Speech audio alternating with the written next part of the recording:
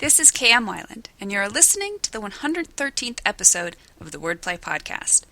The beginning of September means I now have the pleasure of officially announcing and sharing with you my writing craft book, Outlining Your Novel, Map Your Way to Success, which will be available for purchase September 26th.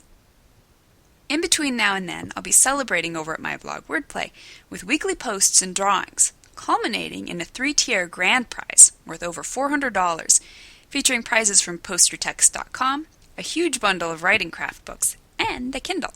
Be sure to stop by the blog at wordplay-kmwyland, that's WEILAND.blogspot.com, every Wednesday for special previews of the book and weekly book prizes. And now a bit about the book. Can outlining help you write a better story? Writers often look upon outlines with fear and trembling, but when properly understood and correctly wielded, the outline is one of the most powerful weapons in a writer's arsenal. Outlining your novel, Map Your Way to Success, well, help you choose the right type of outline for you, guide you in brainstorming plot ideas, aid you in discovering your characters, show you how to structure your scenes, explain how to format your finished outline, instruct you in how to use your outline, and reveal the benefits of outlining, which include ensuring cohesion and balance, preventing dead-end ideas, providing foreshadowing, and offering assurance and motivation. It will dispel the misconceptions that outlines require formal formatting, limit creativity, rob the joy of discovery, and take too much time. Even if you're sure outlining isn't for you, the book offers all kinds of important tips on plot, structure, and character. For more info, you can visit kmwyland.com/books_O_Y_N.php. The September issue of my e-letter hit inboxes last week. It included the usual roundup of inspirational quotes, creativity jumpstarters, and helpful links, as well as the article, "Is Your Distant Narrative Sapping Your Story?" and my response to a subscriber's question about what to do when your story doesn't fit into a specific genre. If you're not receiving the e-letter and would like to, you can sign up for my mailing list on my website at kmwyland.com/mailing-list.php. You can read back issues online at kmwyland.com/e-letter-issues.php. Why the human element is all important to a story's beginning. The latest post in the video series on my blog uses an example from China Miéville's steampunk fantasy, Perdido Street Station, to illustrate why it's so important for your characters to grab readers right from the beginning. You can watch the video on my blog. New videos are posted every Wednesday. Meanwhile, enjoy this week's podcast. Most Common Mistakes Series Part 9. Is nothing happening in your scene? What happens next is the question we all want to inspire, in breathless tones, from our readers. But in order for something to happen next, something has to happen to begin with. At first glance, that one's a no-brainer. But it's actually ridiculously easy to write a scene after scene in which one big fat stinking hunk of nothing happens. In fact, it's possible to write an entire novel in which nothing happens, although significantly less possible to get said novel published. Let's take a look-see at some of the signs your scene may be more of the nothing sort than the happening sort. 1. The daily routine scene.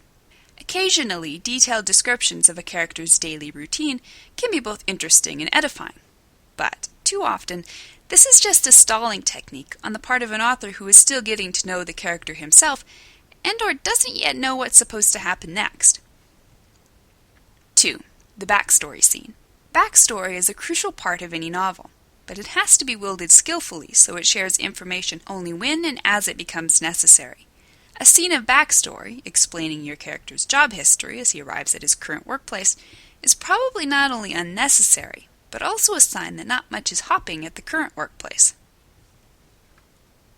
3. The chit-chat scene. Dialogue is often one of the most energetic, conflict-heavy, plot-progressing elements of any story, but it only works if it actually progresses the plot.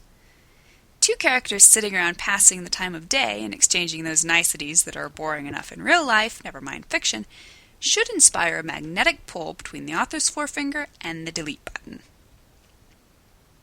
4. The too much description scene. Description is a good thing, a very, very good thing, since the author's description of his characters and settings are the only medium through which readers can view and interpret the story. But too much of a good thing is still too much. A scene that focuses primarily on description is a scene in which you can almost guarantee not much is happening. 5. The pointless monologue scene. The character's extended thoughts, told via narrative, must always have a point, must always drive the plot forward.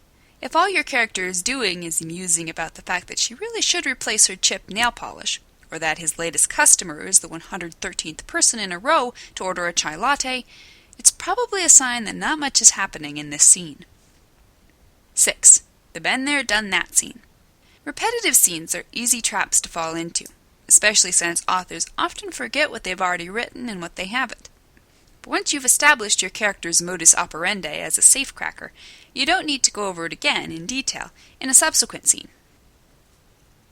7. The just killing time scene. Sequel scenes, in which characters take a breather from the non-stop action, are a vital part of pacing, but it's just as vital that these scenes move the plot forward. Don't let your characters sit around rehashing their tough day or staring at the cracks in the ceiling. Make sure their actions and dialogue continue to move the plot forward.